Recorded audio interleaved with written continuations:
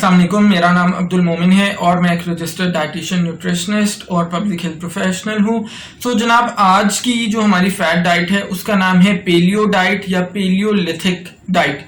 जी, paleo diet basically paleolithic era के ऊपर यानी उस दौर के ऊपर मबनी है जो कि गारों का दौर होता था और लोग उस वक्त दुनिया नई नई शुरू हुई थी, लोग गारों में रहते थे, किसी किस्म की तरक्की लोगों ने नहीं की थी।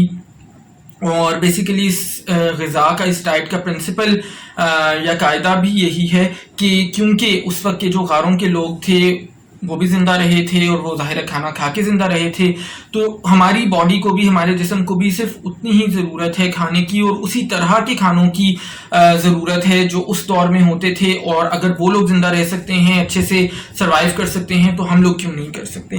तो ये बेसिकली इस डाइट का प्रिंसिपल है और कहा यह जाता है, दावा किया जाता है कि इस डाइट को जो लोग लेते हैं उनको ज़ियाबीतस होने का चांस कम होता है, दिल के आर्जे होने का चांस कम होता है और इसी तरह मोटापा होने का जो अंदेशा है वो भी कम होता है। इस डाइट के अंदर बेसिकली हम नशास्ता बहुत कम इस्तेमाल करते हैं, लहमियात के ऊपर हमारा जोर ज़्यादा होता है और इसी तरह से चिकनाई को भी हम बहुत ज़्यादा इस्तेमाल नहीं करते। अच्छा जी, अब जनाब इस डाइट के अंदर हम क्या क्या इस्तेमाल कर सकते हैं उसकी हम थोड़ी सी बात कर लेते हैं।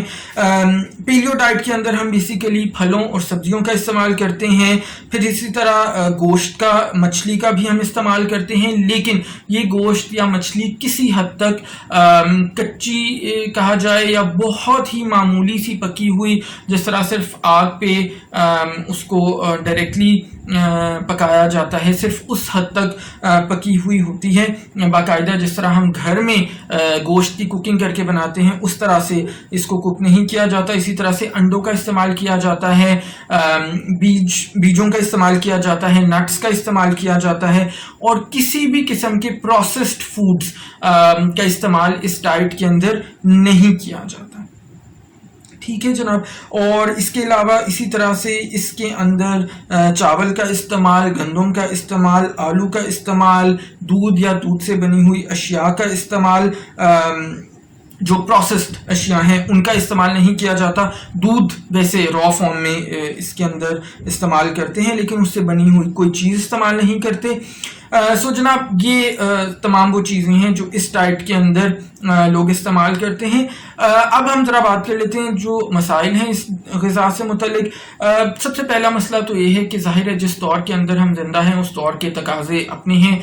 उस पुराने दौर के, गारों के दौर के, पेलियोलिथिक जो ईरा था उस दौर के तकाज़े मुख्तलिफ थे। तो जैसे जैसे इंसान ने तरक्की की, ज़ाहिर है हमारी बॉडी भी उसी हिसाब से अपने आप को अडेप्ट करती जाती है। सो आज जो हमारी ग़िज़ाई ज़रूरियात हैं वो सिर्फ इस किस्म की ग़िज़ा से पूरी नहीं हो सकती। उसके लिए बहरहाल हमें पकी हुई अशिया दरकार हैं और पकी हुई अशिया जब हम एक मतवाज़न तरीके से खाते हैं तो ही हमारी तमाम ग़िज़ाई ज़रूरियात पूरी हो सकती हैं। सो जनाब, जिस तरह से रॉ फूड डाइट में मसला था वही मसला सेम पेलियो डाइट के साथ भी है। यानी अगर हम इस ग़िज़ा का इस्तेमाल लंबे अरसे तक करेंगे तो हम बहुत ज़्यादा थकावट का शिकार रहेंगे, बहुत ज़्यादा हमारे जो एनर्जी लेवल्स हैं वो नीचे रहेंगे, सर में दर्द, कै मतली वाली जो मसाइल हैं वो हमारे इसके अंदर रहेंगे। इसी तरह बहुत सारे जो हमारी ग़िज़ाई ज़रूरियात हैं वो पूरी नहीं हो सकेंगी। सो जनाब, बहुत सारे लोग इसको वज़न कम करने के लिए इस्तेमाल करते हैं। जैसे मैं हमेशा कहता हूं कि कोई भी फैट डाइट आपको, पहली बात तो है कि आप उसको लंबे अरसे तक इस्तेमाल नहीं कर सकते और दूसरी बात ये कि कोई भी फैट डाइट आपको लंबे अरसे तक फ़ायदा नहीं देती, बल्कि उल्टे उसके बहुत सारे साइड इफ़ेक्ट्स या नुकसान शुरू हो जाते हैं। सो मेरी जो एडवाइस है, मशवरा है, वो यही रहेगा कि आप इस किस्म की डाइट का इस्तेमाल ना करें। मुझे उम्मीद है आपको आज की वीडियो पसंद आई होगी। इस वीडियो को लाइक ज़रूर कीजिएगा और दूसरों के साथ शेयर ज़रूर कीजिएगा। अगर चैनल पर पहली बार हैं तो चैनल को सब्सक्राइब करके बेल आइकॉन को हिट कर दें सो दैट आपको आने वाली तमाम वीडियोस बर वक्त मिलती रहें। अपना ख्याल रखिएगा। इंशाल्लाह नेक्स्ट वीडियो में मुलाकात होगी। अल्लाह हाफ़िज़।